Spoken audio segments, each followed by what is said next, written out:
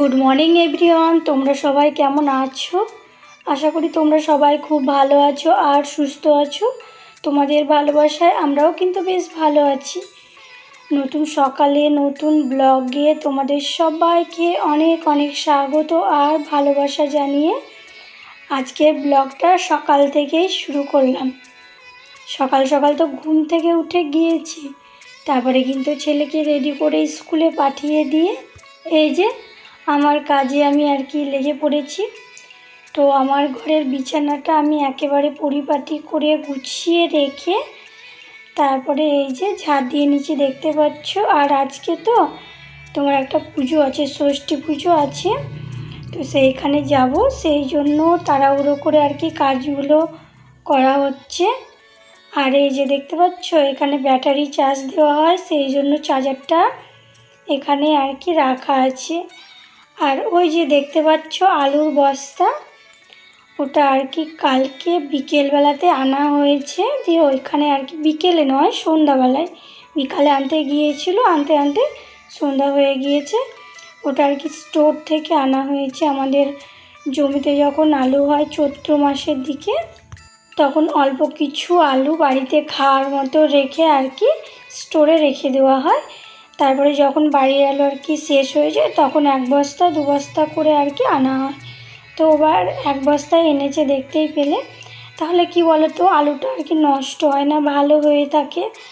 আর যদি বাড়িতে সমস্ত আলুটা রেখে দেওয়া যায় না, তাহলে কিন্তু আলুটা নষ্ট হয়ে যায়, পচে যায়, কত ফেলে দিতে হয়।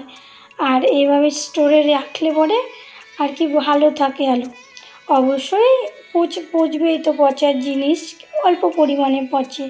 আর বাড়িতে ওইভাবে যদি সমস্ত আলু রেখে দেওয়া যায় না, তাহলে কি হয় বলো তো, অর্ধেক আলু পচে নষ্ট হয়ে যায়।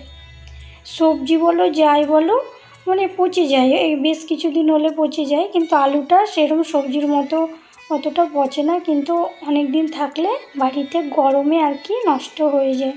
সেই জন্য আমাদের আলুগুলো স্টোরে রেখে আসে। তো তোমাদের সঙ্গে দেখছো তো গল্প করতে করতে আমার কিন্তু ঘরটা প্রায় ঝাড় দেওয়া হয়ে এলো। কি বলো তো, সকালবেলাতে একটু যদি ভালো করে ঘরটা না ঝাড় দিয়ে বেরোই না, তাহলে কি বলো তো, সারা দিনে সময় হয় না, মনে হবে কি কাজ। হ্যাঁ, কিন্তু ওই যে সংসারে এটা সেটা করতে করতে সারা দিনটা কোথা দিয়ে চলে যায় কোনো দিন বুঝতে পারি না, জানো তো। কোনো দিন হয়তো হাতে সময় থাকে, কিন্তু বেশিরভাগ দিনটাই কোন দিক দিয়ে যে সকাল থেকে রাত্রি হয়ে যায় বুঝতেই পারি না। সেই জন্য আমি সকালবেলাটা একটু হাতে সময় নিয়ে ঘরটা পরিপাটি করে গুছিয়ে বেরোই। আর জানোই তো আমি রাত্রিবেলার দিকে করে জামাকাপড়গুলো একটু গুছিয়ে রাখি, যদিও সারাদিনে তো বুঝতেই পারছো এলোমেলো হয়ে যায়, সেটাই গুছিয়ে রাখি। আর সংসারে সমস্ত কাজ করে না, এই যে ভিডিও বানানো, এডিট করা, এগুলো খুব চাপ হয়ে যায় গো। যারা বানাও তারা তো অবশ্যই জানো। তারপরে আবার একটা বাচ্চা আছে, বাচ্চাকে স্নান করানো, খাওয়ানো, সবটা তো আর নিজে ধরো পারে না, সমস্তটা করে দিতে হয়। তারপরে তার পড়াশোনা আছে, টিউশনে দিয়ে আসা নিয়ে আসা, অনেকটা চাপে হয়ে যায়। তবুও আমরা কিন্তু চেষ্টা করি যে যদি একটু পারি ভিডিও বানাতে, সেটা তোমাদেরকে ভিডিও বানিয়ে যেইটুকু পারি শেয়ার করি।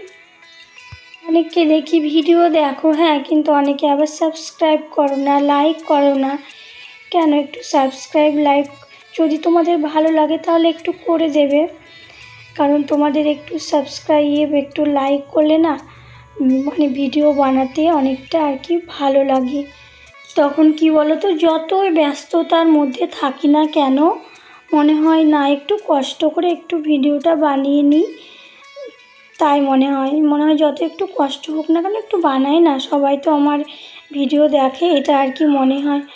আর কেউ লাইক সাবস্ক্রাইব কেউ যদি না করো, কমেন্ট কেউ না করো না, তখন মনটা খারাপ হয়ে যায় যে আমি এত ব্যস্ততার মধ্যে দিয়ে আমি একটা এরকম ব্লগ শ্যুট করলাম, আর সেটা কেউ দেখলোই না। মনটা সত্যি বলতে গেলে খুব খারাপ হয়ে যায়। যাদের সঙ্গে এমনটা হয় তারা অবশ্যই জানো। তো এই যে ঘরটা আমি ঝাড় দিয়ে মুছে এই যে দেখতে পাচ্ছ একেবারে রান্নাঘরে চলে এসেছি। আর রান্নাঘরটাও আমাকে ভালো করে পরিপাটি করে গুছিয়ে প্রত্যেক দিন আর কি পরিষ্কার করি।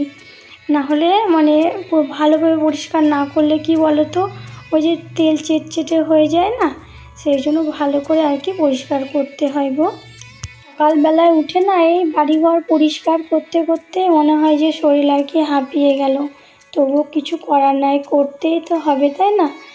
নিজের সংসার নিজেকেই তো পরিপাটি করে গুছিয়ে রাখলে তবেই তো সংসারটা আর কি সুন্দর হয়ে উঠবে, তাই না বলো? আমরা মেয়ে, তাই না? মেয়েরা তো সমস্ত মানে কষ্ট সহ্য করতে পারে, সমস্ত আর কি জিনিসের সঙ্গে নিজেকে মানিয়ে নিতে পারে, একটা মেয়েরাই পারে, ছেলেরা এতটাও হয়তো পারে না।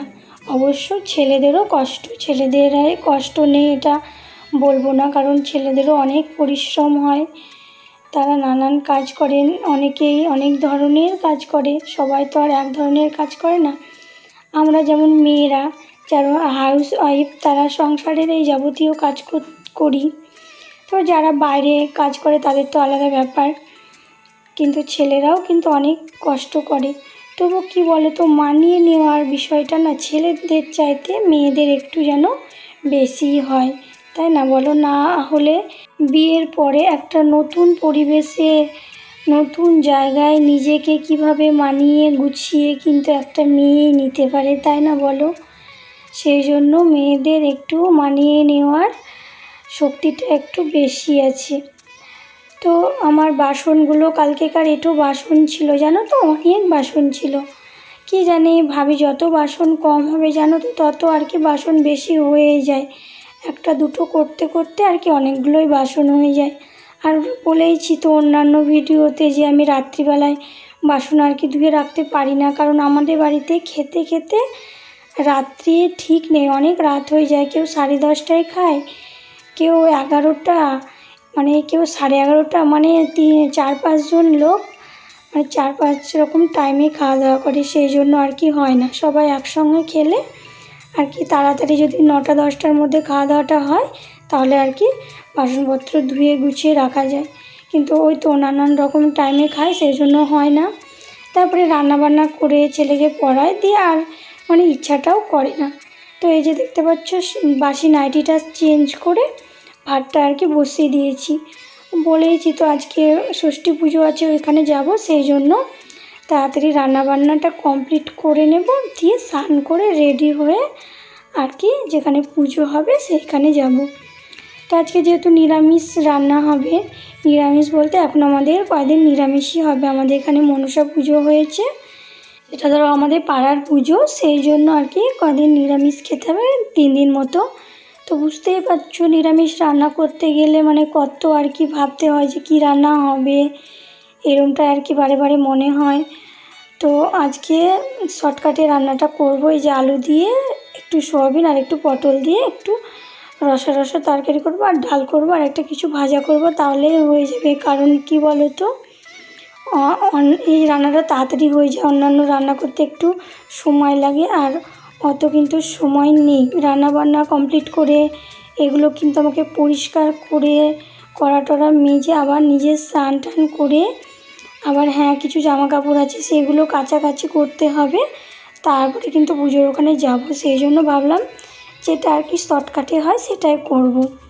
আর নিরামিষ খেতে গেলে সত্যিই তাই মনে হয় কি রান্না হবে, আর নিরামিষ না হলে আমিষ হলে কোনো ব্যাপার নেই, একটা মাছ করো কি মাংস করো তার সঙ্গে ভাজা ভুজো এক একটা কিছু হলে আর কি কেউ কিচ্ছু বলে না, ভালো মতো খেয়ে নেয়। আর নিরামিষ হলেই যত ঝামেলা, খেতে পারে না অনেকে, তোমাদের দাদা ভাই আবার খেতেই পারে না নিরামিষও, তো আমার সঙ্গে শুধু মানে নিরামিষ হলেই এটা ওটা বলে যে তোমরা খাও, আমাকে তো মানে আমিষ করে দাও, এরকম বলে। তো আমি ওর কথা আর কি শুনি না, নিরামিষই আর কি বানাই, সবার জন্যই বানাই, ওর জন্য আবার আলাদা বানাবো। তো তরকারিটা আমার হয়ে গিয়েছে, আর এই যে দেখতে পাচ্ছ ডালটা হলে আর কি হয়ে যাবে, আর ভাতটা কিন্তু আমার হয়ে গিয়েছে, সেটা আর কি ফ্যান ঝরাতে বসিয়ে দিয়েছি, ডালটা হলে আর কি একেবারে রান্নাটা আমার কমপ্লিট হয়ে যাবে। আর এই যে বিকেলবেলা তোমাদের সঙ্গে একেবারে দেখা। কি বলো তো, মানে সেরমভাবে আর কিন্তু আমি কোনো ভিডিও করতে পারিনি। তো বিকেলবেলা ভাবলাম একটু বাগানের দিকে যাই। তো বাগানের দিকে এসে দেখি মুরগিগুলো এখনও আর কি ঘরে ওঠেনি, সেই জন্য আমি দূর থেকে একটু আর কি ক্যামেরা করলাম।